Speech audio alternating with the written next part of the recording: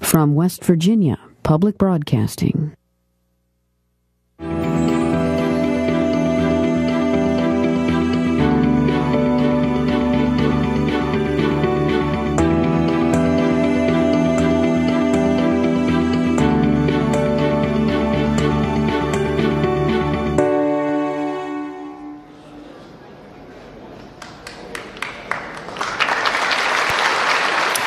Live from a joint session of the West Virginia Legislature in the House of Delegates Chamber at the State Capitol in Charleston. This is the 2013 State of the State Address. Good evening. I'm Beth Voorhees. The governor is at the podium. He will soon be introduced again by House Speaker Rick Thompson and get another round of applause and then begin his speech. Myself, Senate President Kessler, it is a distinct honor and privilege to present to you the governor of the great state of West Virginia, the Honorable Earl Tomblin.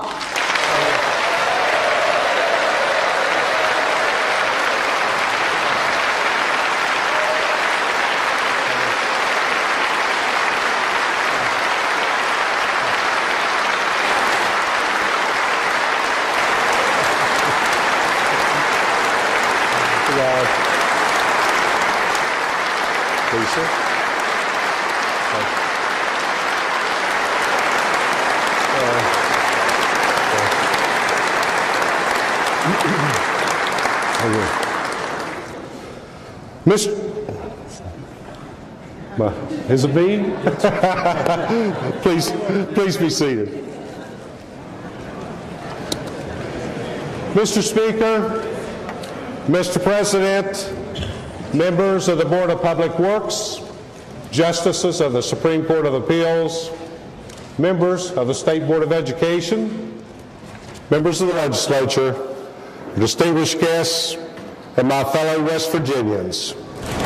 In 1921, when architect Cass Gilbert drew the plans for our state capitol, he put time and attention into every detail of this beautiful structure. He incorporated lavish trimmings of priceless gold, rare crystals, and strong limestone to signify the natural wealth found in the people of West Virginia. This natural wealth is visible in almost every inch of this capitol, including the House and Senate chambers.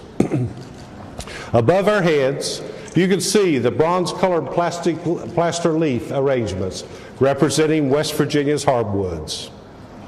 Also above, lining the frieze, you see eagles carved in the structure, the wings symbolizing protection. They're gathered, prepared to take flight.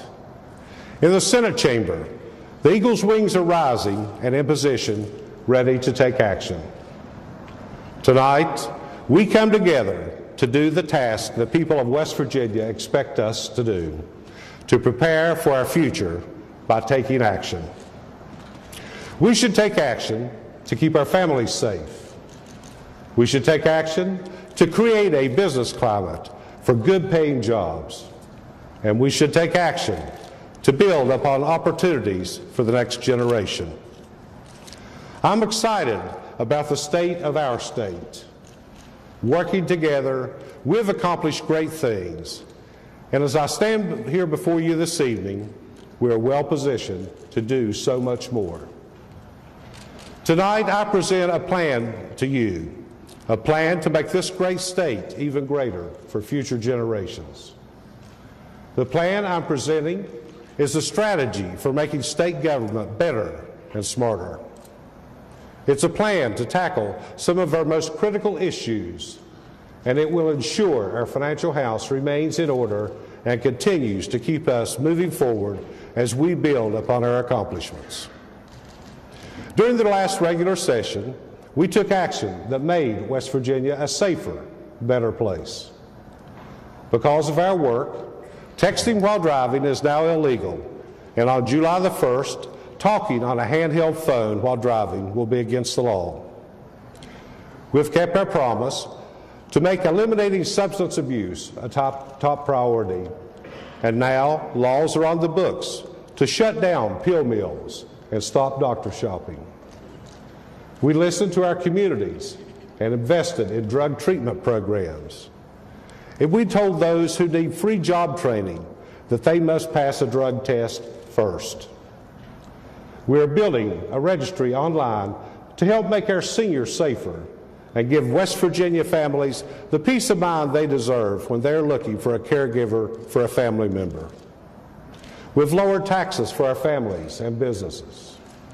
Taxes will go down by $40 million this year alone.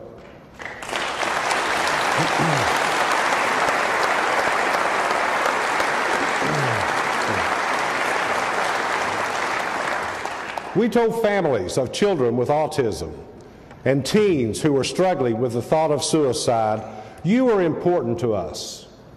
And we dealt with our state's last unmanaged, unfunded liability with the passage of the OPEB bill.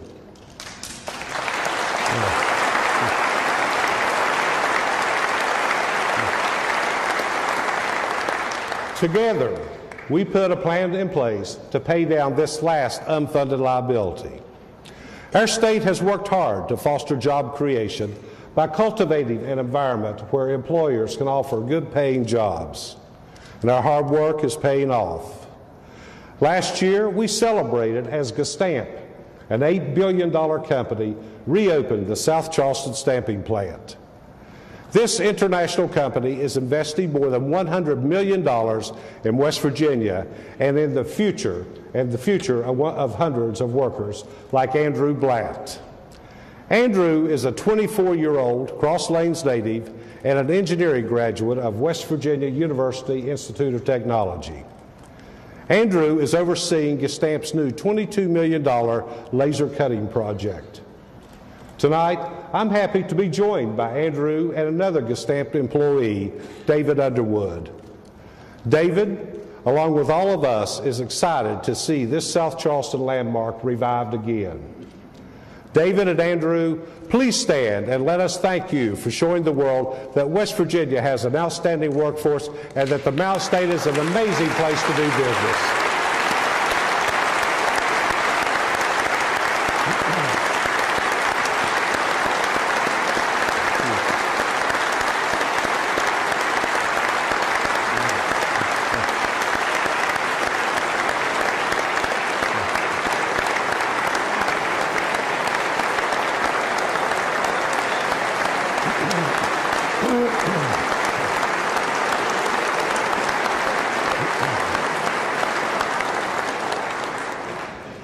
West Virginia has created opportunities to welcome international companies like Gestamp by establishing clear rules and lowering the cost of doing business.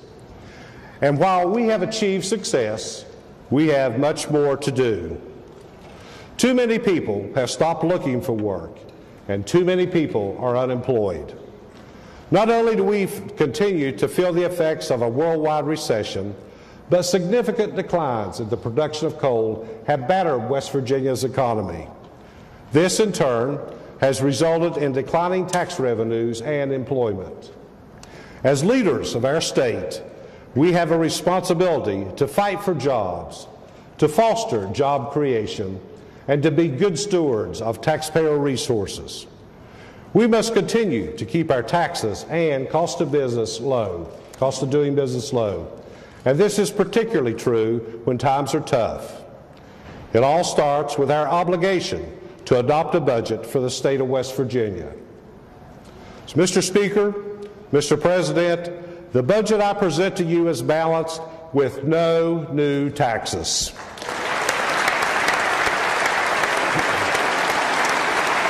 No new taxes.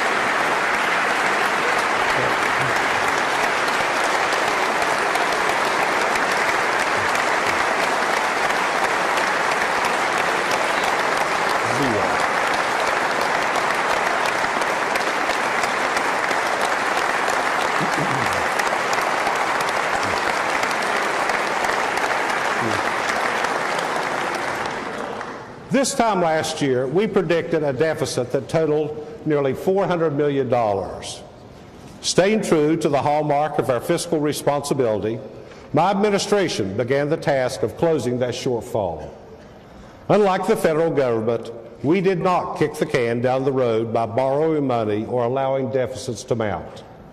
We told our agencies almost a year ago to do more with less. We challenged them to be smart, to be efficient, to be prepared to cut their budgets. In tightening our belts, we realized that some of our programs and services should not face budget reductions. The budget I present does not cut any scholarship programs, including the Promise Scholarship.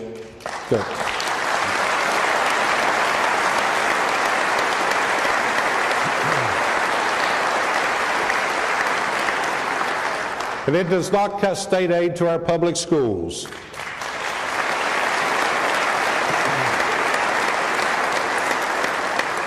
Our budget does not take money away from mine safety programs.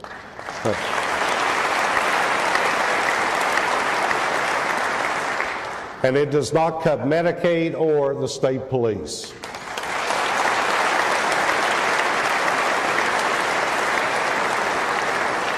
While we protected these services, we asked other areas in state government to make a 7.5% targeted reduction, allowing us to cut over $75 million from our state's budget, including over $450,000 from my own budget in the governor's office. These reductions are not easy, but they are the right thing to do for future generations. In addition to these cuts, we examined our accounts in state government. We identified over $135 million in unused monies that could be redirected and used to meet our obligations in the coming year. While our economy recovers and revenues get back on track, I'm proposing we use these monies, along with almost $140 million in accrued and expected surplus money, to balance the budget for next year. Balancing our budget sends the right signal to businesses that West Virginia is stable, but we must do more. We must continue to focus on job creation, lowering the cost of doing business, and eliminating inequities in our system. We also need to help our small businesses. As we know, sometimes it's simple fixes that make the biggest differences. Under our law, employers are required to pay employees within 72 hours after leaving or face significant damages and lawsuits. Small businesses do not need the hassle of rerunning payroll every time an employee moves on. Employers should be permitted more flexibility to pay these employees. It's a simple fix, but it's one that will make a big difference to our small businesses. West Virginia also needs to identify and remediate land available for development. We have always had a strong history in manufacturing and mining, and a number of unused sites have great potential for future development. So tonight, I propose the state form a public, nonprofit corporation to identify, promote, and oversee programs that will foster economic development and environmental remediation. Working together, we can put these sites back to use in West Virginia. We also need to find innovative and creative ways to enhance our infrastructure. And while we have a Blue Ribbon Commission examining our road system, one thing I know we must do is explore and foster public-private partnerships to develop our roads. In 2008, the Public-Private Partnership Act was passed and signed into law. The Act allowed the West Virginia Division of Highways to partner with a private company on the design and construction of otherwise public transportation facilities. This current structure, however, has limited usefulness. Tonight, I'm proposing legislation to make the Act permanent and streamline the approval requirements to allow the Commissioner of Highways the flexibility to enter into these public-private partnerships. This will allow us to take greater advantage of this innovative tool for construction of infrastructure.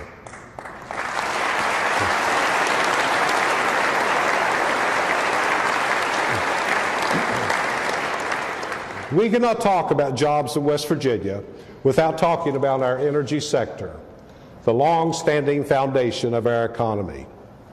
As one of the nation's top energy-producing states, West Virginia shoulders a lot of the responsibility when it comes to fueling our state and our nation. Together, members of our energy sector share this responsibility to increase energy independence. We are making the most of the opportunities associated with our abundant natural gas, and we are working with the private sector to take advantage of our natural gas resources by converting more vehicles to compressed natural gas. We also cannot forget an industry that has been an integral part of West Virginia, and that is our coal industry. This industry continues to enable West Virginia to be a national leader. The dedication of coal miners is the work that built our state and the work that sustains it today.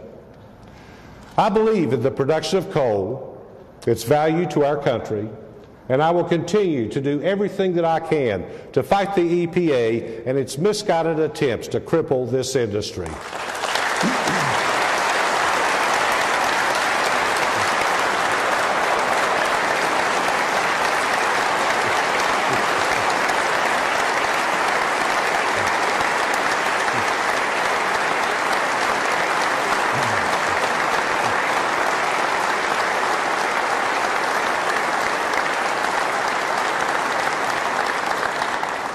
As important as the energy industry is to our economy in West Virginia, there is something more important for our future, more important for our economy, and more important for creating good-paying jobs, and that is education.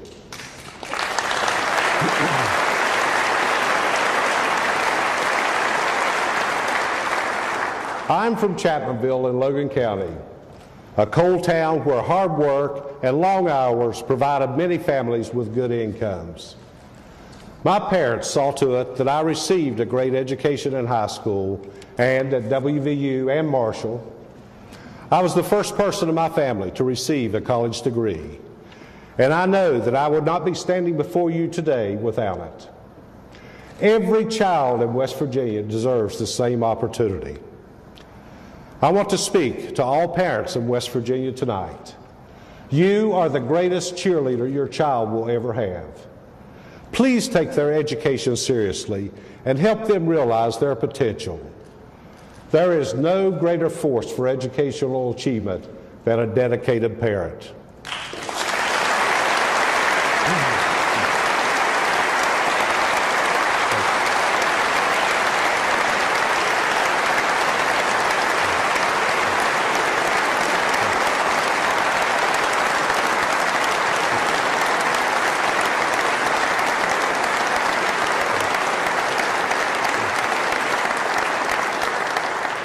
I will work with the Department of Education, the courts, and DHHR to coordinate our truancy reduction efforts, because every child should have an opportunity to achieve greatness. The release of our education efficiency audit has stirred discussion and reaction. We have studied every aspect of the audit and reviewed responses from our citizens, from community groups like A Vision Shared, the State Chamber of Commerce, and our valued teacher representatives. We have learned so much. First, we learned that there are numerous good things about our education system. We have countless examples of not just good, but great teachers in West Virginia. We have one of those teachers joining us here tonight from Hardy County.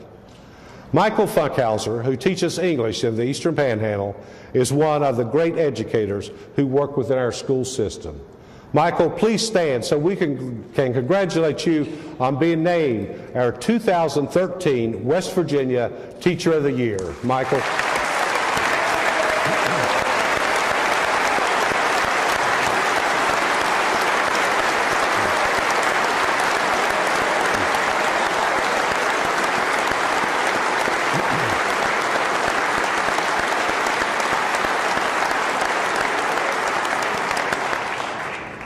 Also want to thank President Yogi Suzuki and Millie Marshall from the West Virginia Toyota Motor Manufacturing Company, and Fred Earl and Kathy McAllister from Highmark Blue Cross Blue Shield for your long-standing commitment to celebrating our West Virginia teachers. Please stand so we may thank you.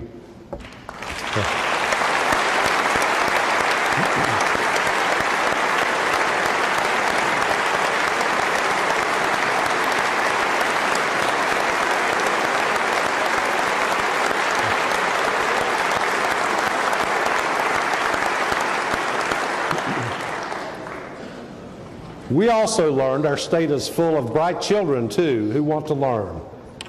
Earlier this year, a first grader from Pleasants County, Senator Bowley, his name was Ben, and he called my office all on his own. And Ben wanted to inform me about a continued traffic delay that's been going on between his home and his school.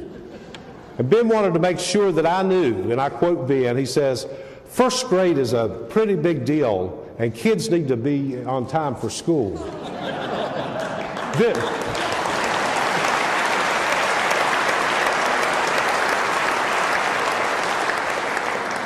He went on to say, "This isn't kindergarten, you know." Ben wanted to get to school and get to school on time. But just like Michael and Ben, there are other positive things that we can say about our education system, like having an improved teacher evaluation program, high ranks for funding and equity, and a nationally recognized 4-year-old preschool program. Even with all the good things happening in our schools, our student achievement is falling behind, and that is not acceptable. Education Week, in its annual survey, Quality Counts, gave us an F for student achievement, ranking us 49th nationally. That is not acceptable. The only true national test, the National Assessment of Educational Progress, ranks us below the national average in 21 of 24 categories, and many of our scores have slipped over the past decade. That is not acceptable. Our graduation rate is only 78%, which means almost 1 in 4 high school students do not graduate on time. That is not acceptable. We have the highest percentage of young people, ages 16 to 19 years old, not engaged in school or the workforce. That is not acceptable. Education in West Virginia must change, and that change begins now.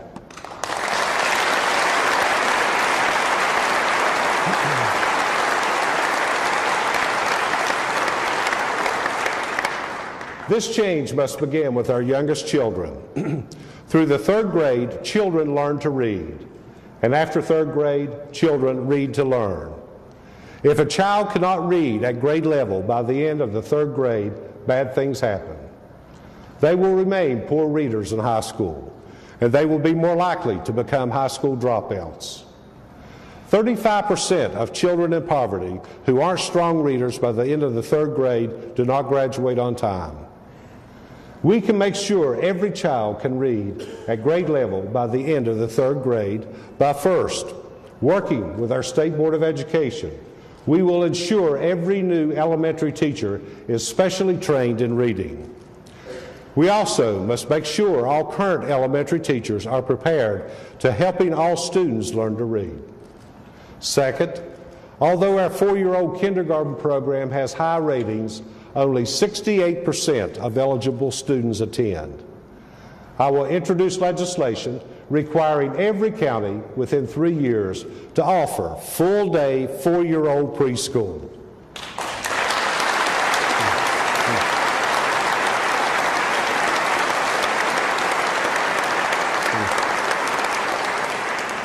Third, I will support the efforts of the Benedum Foundation to help establish a process for defining once and for all the components and costs of a quality birth through 5 program.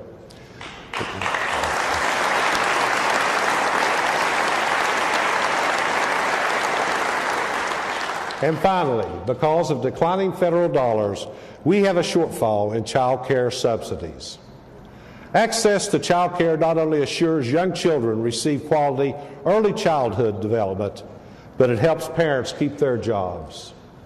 I believe in this program, And for that reason, I propose a supplemental appropriation for $17 million to preserve the current program.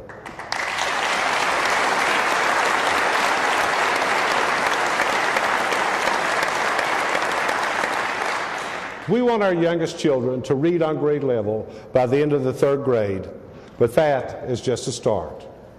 We are working hard to ensure every child who wants to attend college is prepared to do so, but not everyone is destined for college.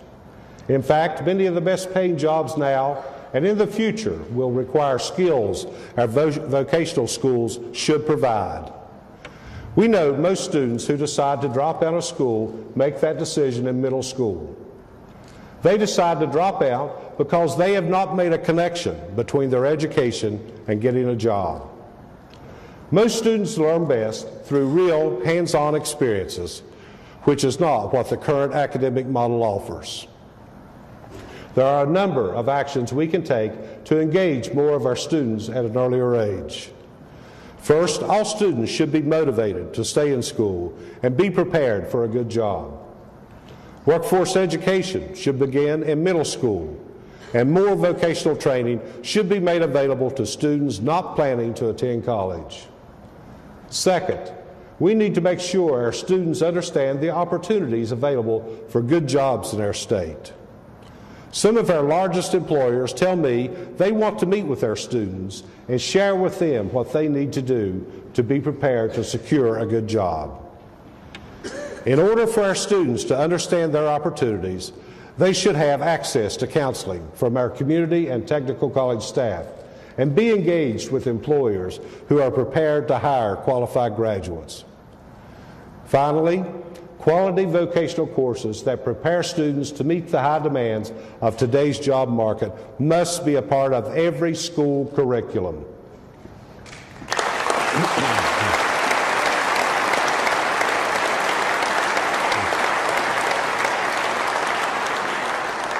To assure the needed quality, we must require every vocational school to have at least one program that meets the rigorous requirements of the Preparation for Tomorrow program of the Southern Regional Education Board. Whether it is mechatronics in the Eastern Panhandle, flooring in Central West Virginia, or drilling in the Northern Panhandle, we will insist on quality, certified programs. If our schools prepare students for college and a career, every graduate will be ready to go to work in West Virginia.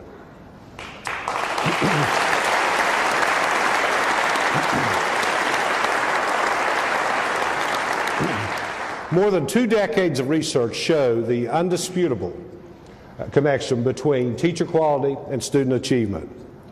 The overwhelming majority of our teachers do an outstanding job in their classrooms, but we must guarantee every student is taught by a great teacher.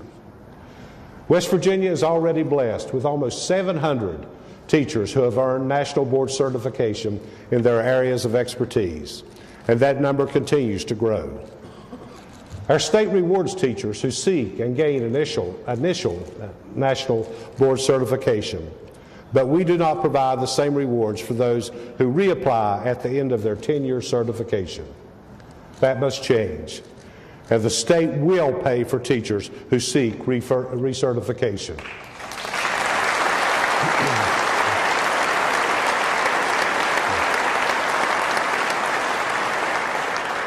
Education for our teachers does not end when they enter the classroom for the first time. Quality professional development for our classroom teachers must be provided on a continual basis. Governors and legislators have struggled over the years to make sense of our system of professional development for teachers. The education audit found, and few would disagree, that our current system remains inefficient and ineffective. The State Board of Education should have the flexibility to oversee professional development. However, it should be delivered at the local level. Teachers should have a say because they know what critical skills they need to become successful in the classroom. Good training and professional development are critical elements for having great teachers in our classrooms, but they are not the only ones. Current hiring practices in our state do not guarantee the best teacher is the one actually selected for the job. In fact, in many cases, it prevents otherwise good teachers from qualifying for the job. The State Board of Education currently is developing a new system of accreditation so all schools will be held to higher standards. If we're going to make schools more accountable for their results, we must give teachers and principals a greater role in selecting the colleagues with whom they will share that responsibility.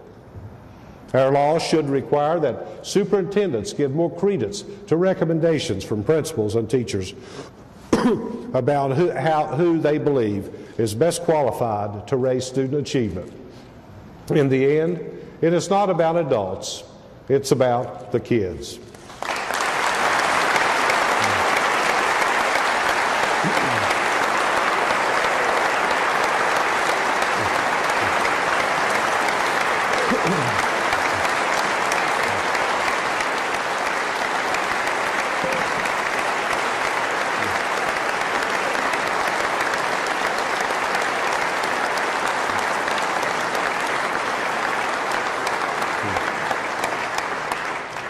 Additionally, seniority must always be an important consideration, but seniority should not be the only decisive and controlling action in hiring practices.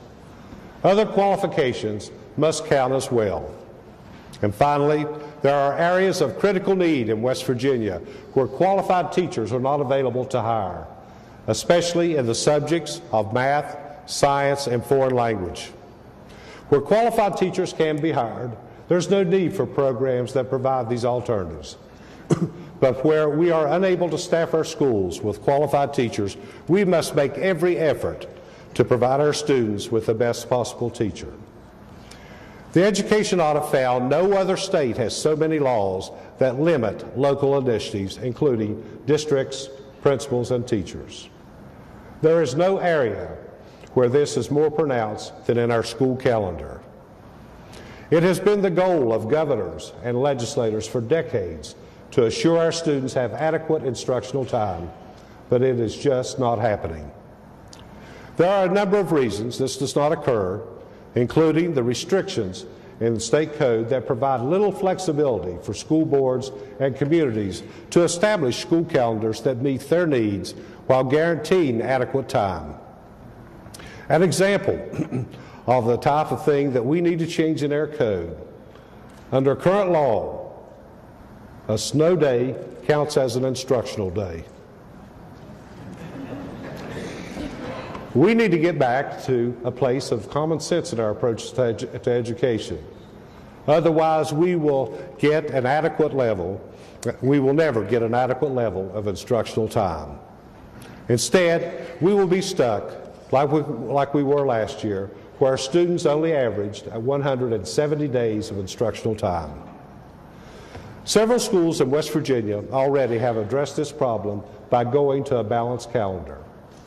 They have found that students remember more, they have more time for enrichment and remediation, more opportunities to get a good meal, and teachers are less likely to become burned out.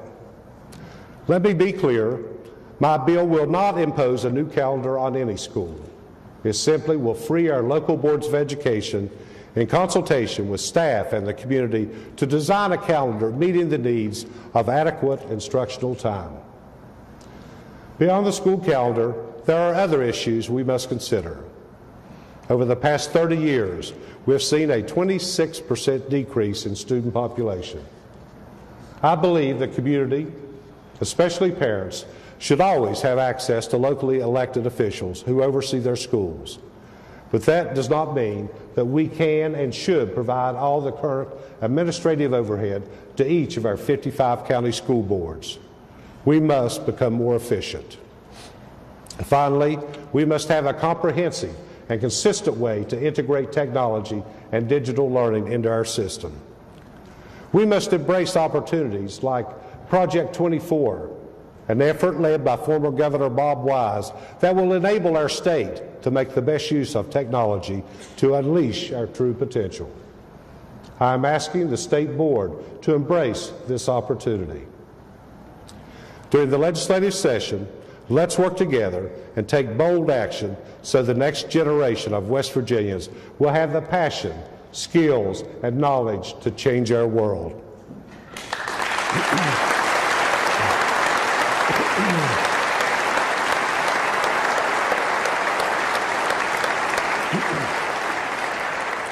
For over 40 years, this country has wrestled with drug abuse. This is more than a social problem. It's an economic problem. Too many people who can't pass a drug test go somewhere else, somewhere where they don't test, somewhere where it doesn't matter. They're running out of options, and so are we. Building a workforce that is not only educated, but clean and sober is something only our people can do for themselves. Beginning today, we will carry the message: if you get high, you won't get hired. Drugs aren't working.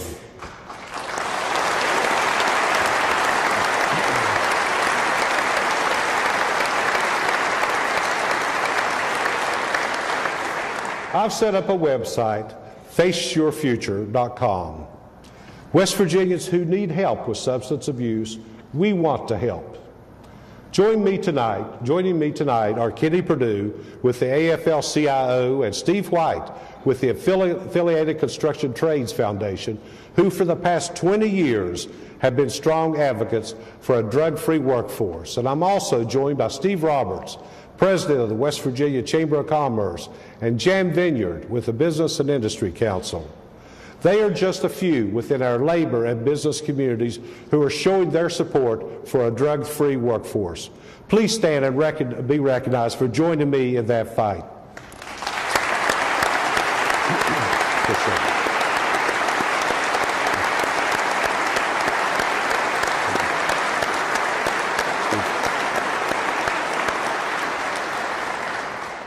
We must continue to support our law enforcement officers and give them the tools they need to protect us, our families, and our communities.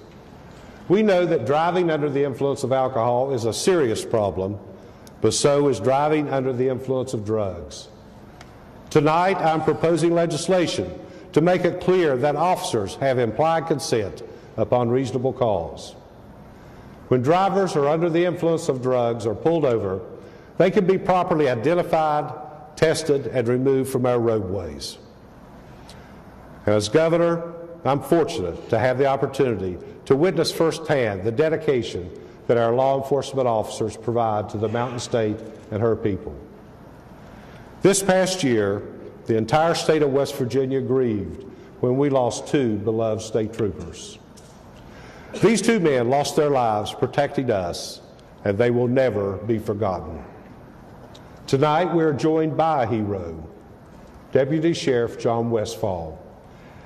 As you all know, Deputy Westfall worked that tragic scene at the Wallback exit. John was injured, but he is recovering. And it is my pleasure to have him and his wife, Emily, here with us this evening. Deputy Westfall, on behalf of all West Virginians, please stand as we thank you and every other law enforcement officer in the state of West Virginia for keeping us safe.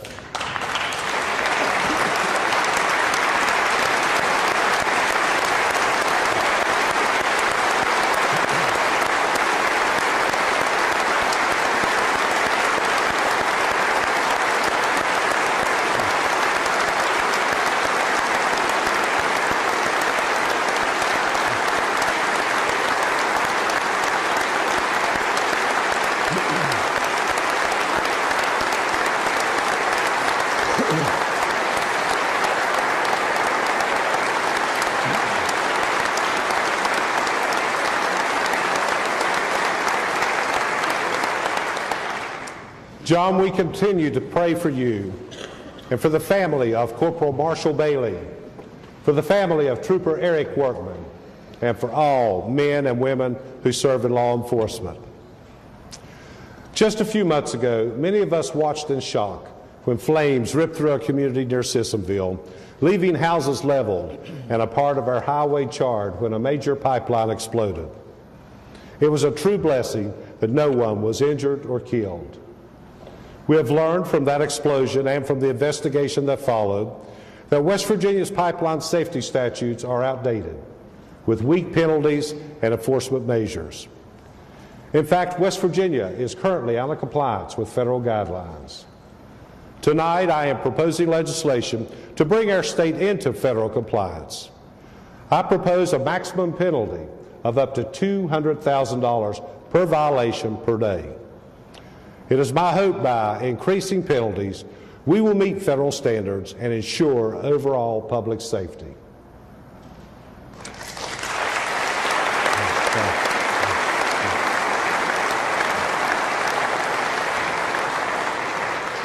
It's no secret that West Virginia's correctional system is overextended. Statistics now show the number of people in our prisons is increasing at 3 times the national average.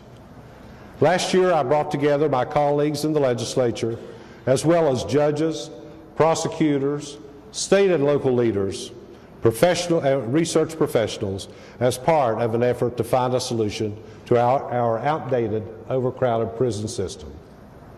The Council of State Governments has succeeded in increasing public safety and reducing recidivism in states like Texas, Pennsylvania, and Ohio. I asked them to help me construct a plan, keeping public safety as our #1 priority. What we learned was simple. Substance abuse is a huge part of prison overcrowding, and the high reoffending rate intensifies this problem. We must act now to address these challenges. We must work to increase public safety and reduce habitual offenders. Their recommendations are projected to save the state of West Virginia over $116 million over the next 6 years, while making West Virginia a safer place. This past June, we saw a storm like no other we'd ever experienced before. The derecho left a record 688,000 homes and businesses without electricity. Volunteer fire departments, 911 centers, local officials, and the members of the West Virginia National Guard were there for us during those storms. And since the terrorist attack on September the 11th, the West Virginia National Guard has deployed over 11,500 men and women overseas, and we still have many members deployed today. These brave men and women continue to serve and protect. And tonight, one of those soldiers is with us, Sergeant Sarah Yoke. Sergeant Yoke was on a humanitarian mission in a village in Afghanistan where she and her fellow soldiers came under enemy fire. And because of Sarah's bravery, she received a Bronze Star and a Combat Action Badge for her service to our country. Please help me recognize Sergeant Yoke, Adjutant General James Hoyer, the men and women of the West Virginia National Guard, and all veterans here tonight. Please stand and be recognized for your outstanding service to our nation.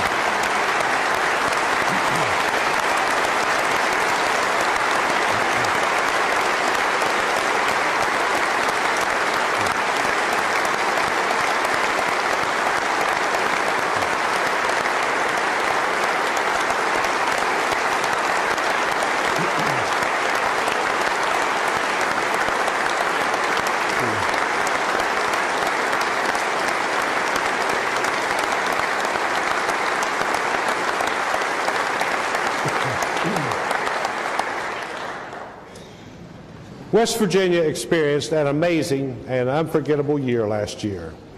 It was not unlike our equally amazing and unforgettable history.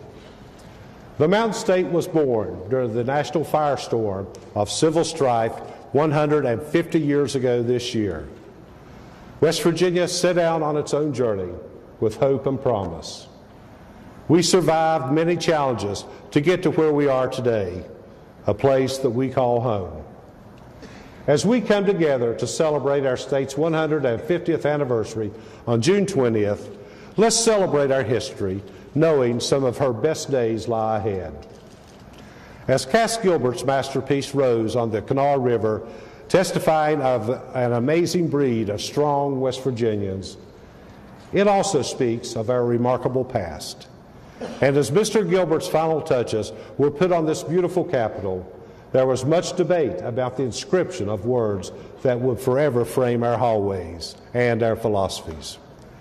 In a letter Gilbert wrote to then Governor William G. Conley, dated July the 1st, 1931, Gilbert wrote, I quote, "I think we would all agree that the great factors of good government are wisdom, patriotism, and diligence, and the most effective of these would be wisdom. I would prefer wisdom to knowledge, for one who is truly wise gets knowledge from others." Let's again work together as we began this legislative session and share these great factors of good government, wisdom, patriotism, and diligence as we prepare and take action to move our great state forward. Thank you. God bless you. God bless America, and God bless the great state of West Virginia. Thank you. Thank you, sir.